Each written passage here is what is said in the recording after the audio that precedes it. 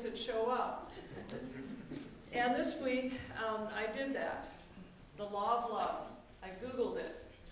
And I would say that probably out of the, thousands of hits, a majority of them had one definition for the law of love, or one identity for the law of love.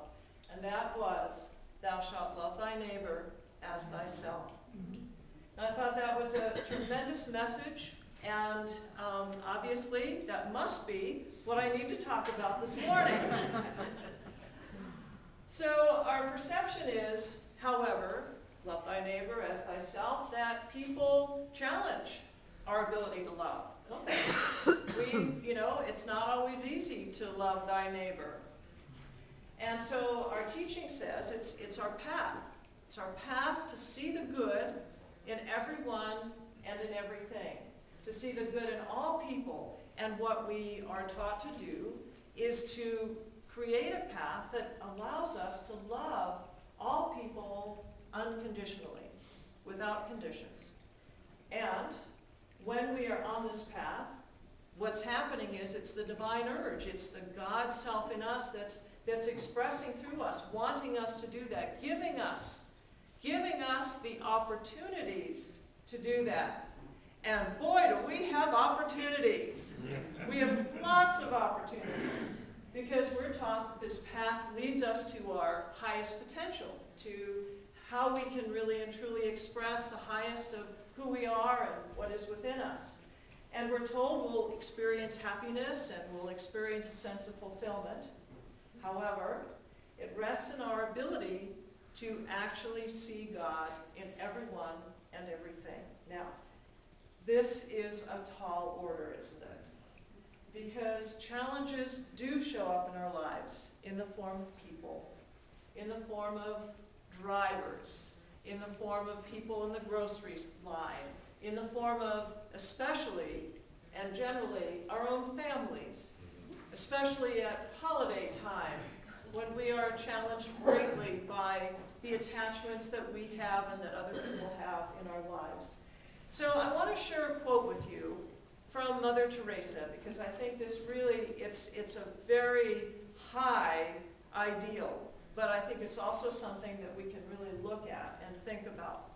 What she says is this: I believe in person to person. Every person is Christ for me.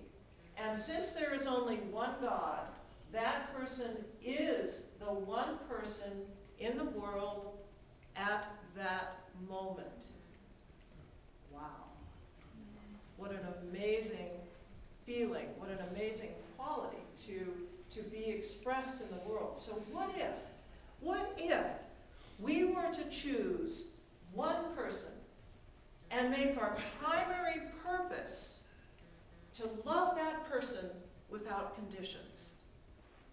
Okay, so think of the one person in your life that you never, ever imagined that you could possibly ever love, maybe not even like.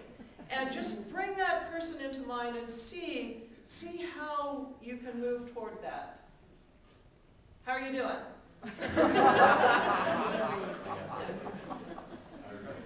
So, recognizing love as our path, as I thought about this and as I was doing it myself and having a little difficulty with it, I was thinking, well, actually, that quote is, love thy neighbor, love thy as thyself, is much deeper than just choosing one person out there.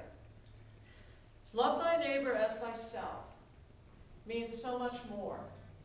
What it means is that the underlying message is knowing that we must love ourselves first. In order for us to love our neighbor, we must first love who we are. Now, I'm not saying this from an ego perspective. We have to be very, very clear that this is not about selfishness or being egocentric or focusing on ourselves. This is about recognizing that there is something about who we are that's very, very important for us to examine and to understand so that we can love that aspect of who we are.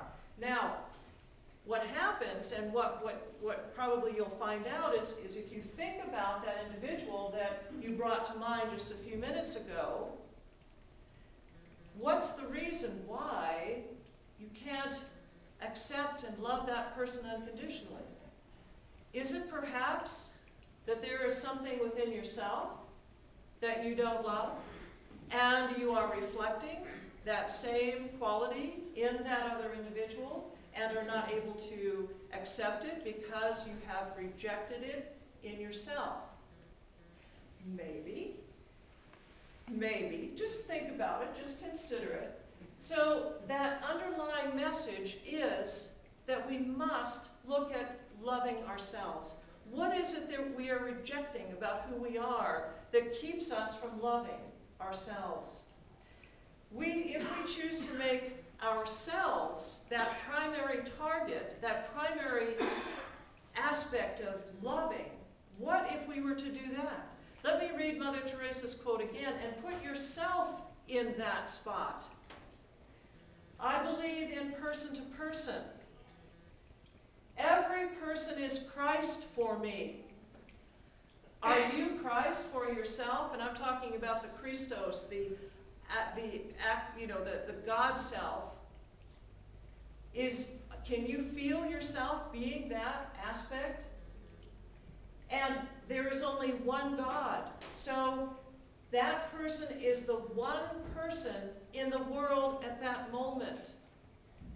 Can you be the one person in the world at that moment?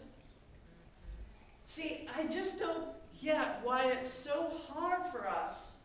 And I'm not separating myself from that belief at all. It is so difficult for us as a human race to accept ourselves fully and unconditionally and love ourselves.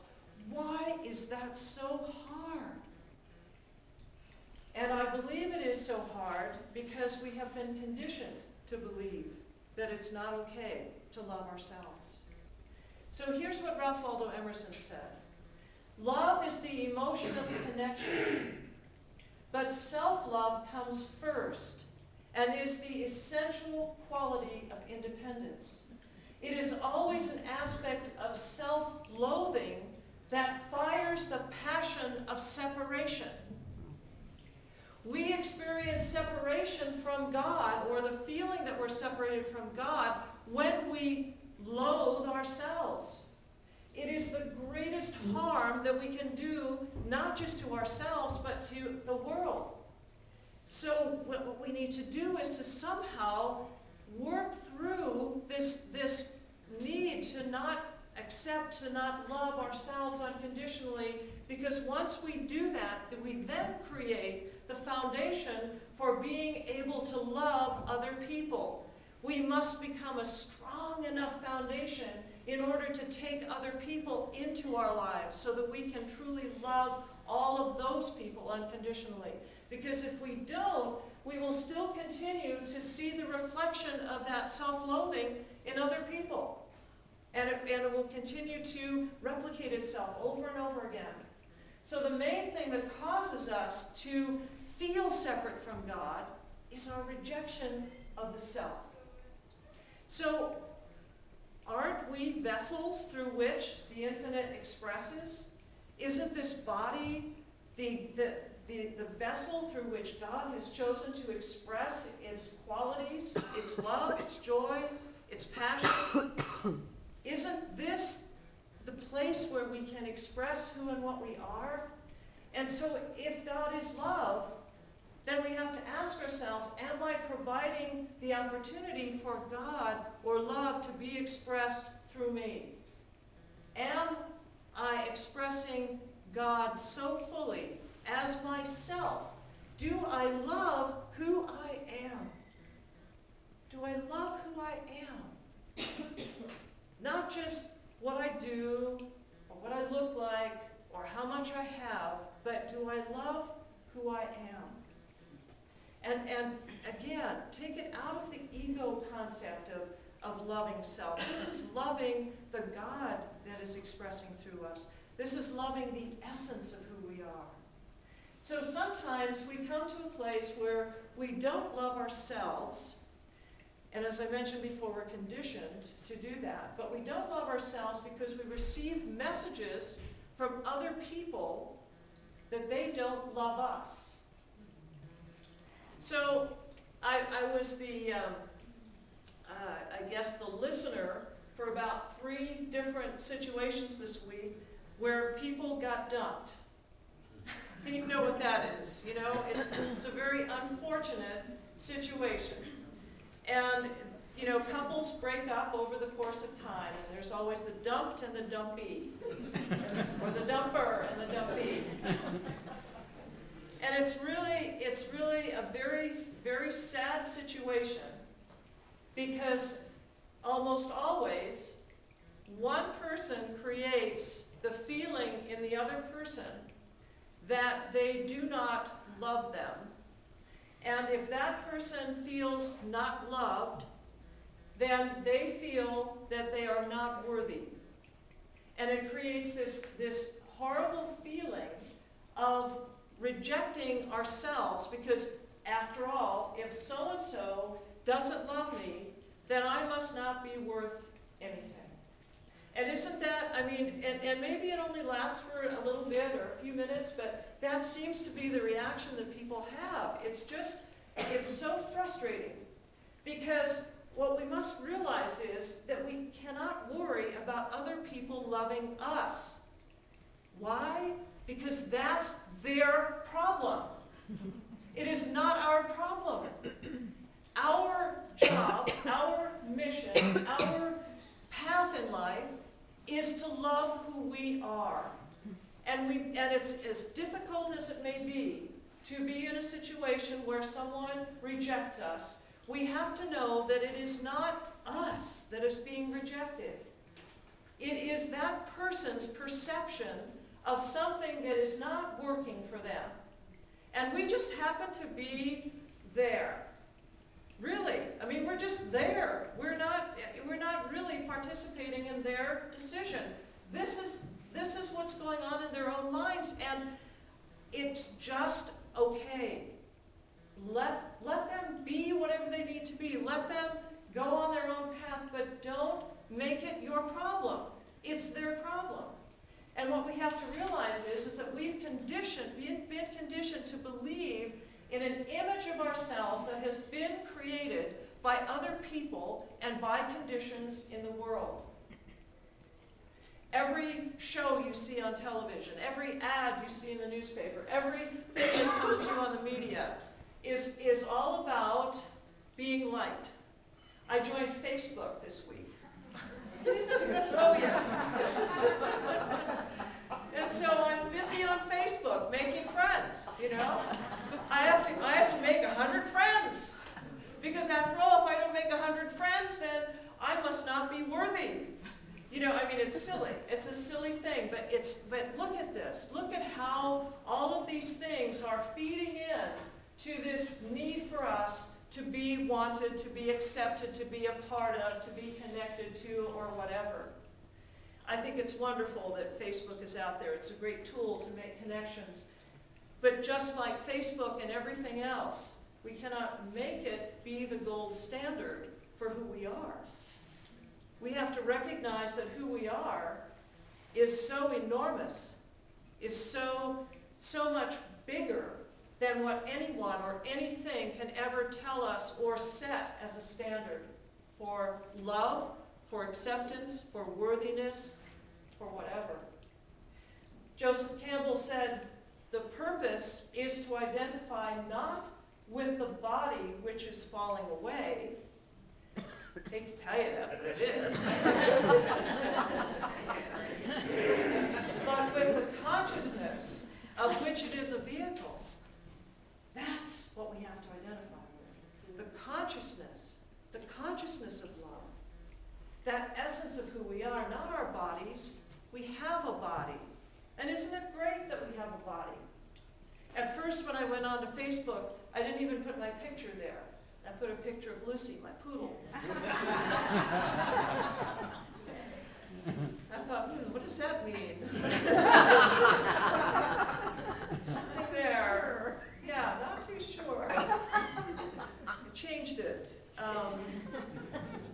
But you know, we look at who we are by how we show up in the world. And more importantly, we have to be aware of how other people are reacting to us. Because we set our own worth according to the way other people react to us. So it's so important for us to create a new image of what that looks like. And if someone else chooses to reject us in whatever that looks like, whether it's turning away or not calling us or dumping us or whatever might be going on, we have to know that there's something much greater than any of that image. That image is just, it's just, you know those little, when I was a kid, you could draw on a little slate thing and then pull the slate thing up and all the writing would go away? It's just like that. People create that image on that little slate board, and you know what? When you pull it out, all the writing goes away, because the truth of who you are is still there. There's an absolute, perfect, whole, wondrous image of a loving, beautiful being, of light and perfection and wholeness that exists within. And no one, and nothing, and no image, or no conditioning, or no concept can change that. We are the essence of love. And only we can choose what that essence is for us. So the realization occurs when we're able to become the vehicle whose main purpose is to love, to express love, and to receive love. And sometimes the receiving love part is the most difficult thing that we have to do. Yes, and the reason we have difficulty receiving love is because we have difficulty believing that we are lovable. So we have to be lovable. Do you feel lovable? Yes. Yes, we are. Feel lovable. Feel that when you go into the world, that there's this filter, that regardless of what the people are doing or saying or how they're looking or what kind of images you're getting, that there's a filter that is letting in the love. And it's just not accepting anything that doesn't look like love. And that you're just there to receive the greatest love, and that as you do, you are able to give that love out fully and completely. And when this happens, we fall into harmony with that loving essence. We become a part of the flow of divine life. And so in order to love our neighbor, we must first love ourselves. When we do, we experience a sense of oneness. And that sense of oneness brings us into that place where it's all love. There's nothing that we can reject. Soon we comprehend that it is not our body that we have, which we're using, but it's not the body that's the permanent part of us. It's what we realize, that life, the life we live, the experiences we have, the choices we can make, the joy that we can experience, that is the reality of who we are. The life that is the energy that's constantly being expressed through us, that beautiful flow of the divine, that energy of beauty and harmony, all of that is the permanence of who we are. It's always available to us, and it is always who we are. That's our identity. And so that life is you, that life is me, that love is you, that love is me, and it's the reason for being. It's our reason for why we're here right now. The love of our own essence. The beautiful love of knowing that we've been given the opportunity to express love on this planet. Like a beautiful dog or a horse or the mountain, all of those things have been given the capacity to express the energy of God in their own unique and wondrous way, just like each of us. So what are we choosing? How are we using that beautiful energy in our lives? How are we expressing it? That's what we can love, our ability to do that. So as we begin this week, I give you this suggestion to think about the images that may have come to you that are in your mind right now. And to do this. This is a quote I found. I don't know who wrote this, but it's beautiful. Work of sight is done. Now do heart work on the pictures within you. Now do heart work on the pictures within you. So I want to just start a little back and forth dialogue for just a moment to give you some ideas on how to express the love that's in you. To know that the law of love is about love thy neighbor as thyself, loving you, loving who you are. So I wrote down a few things that I thought about. And then I'm just going to ask you to shout out some of the things that come to your mind. Love the life I express is this. I love that I can recognize beauty. I love that I can choose another way. I love that I can be peaceful. I love that I can circulate my good. I love that I can look at the face of my poodle and find happiness and joy. What do you love? What do you love? What is the quality? What is that beautiful energy of love that's going through you right now that you can think of? Leah. I love being in love. I love being in love. Oh, that's the best. That is so cool. What else? What are some other things? Grandchildren. I love my grandchildren. Absolutely. I love the energy of grandchildren. How beautiful. How beautiful. The dawn of each new day. The dawn of each new day. I mean, that's when we love that. We're saying, I'm here as the vehicle that can love that day. Beautiful. Beautiful. Skip. I love the feeling that feeding the wild birds gives me. Yes, to participate in giving life and sharing life with wild birds. How wonderful. Faye. I love to sing. I love to sing, absolutely. And I know you love to sleep, too. I do. I love humor. I love humor. Absolutely, Diane. That's beautiful. Penny. I love the rain. Yes, yes. Beautiful, beautiful. Linda.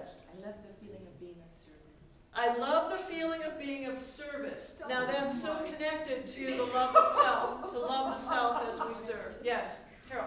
I love the joy in people's face when they're helping. Yes, and very closely connected to service. I love the joy in people's face while helping, while they're helping, while you're helping, both. Love the big sky in Nevada. I love the big sky in Nevada. Yes, yes, wonderful.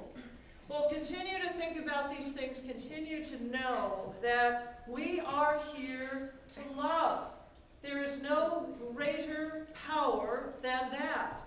And as we love, and as we honor ourselves, honor these vehicles through which we can love, we are so equipped to love our neighbor, to do what we can to bring other people into that circle of love. So just feel that wondrous expression of love that's moving through you right here and right now. I am so in love with all of you, and so it is.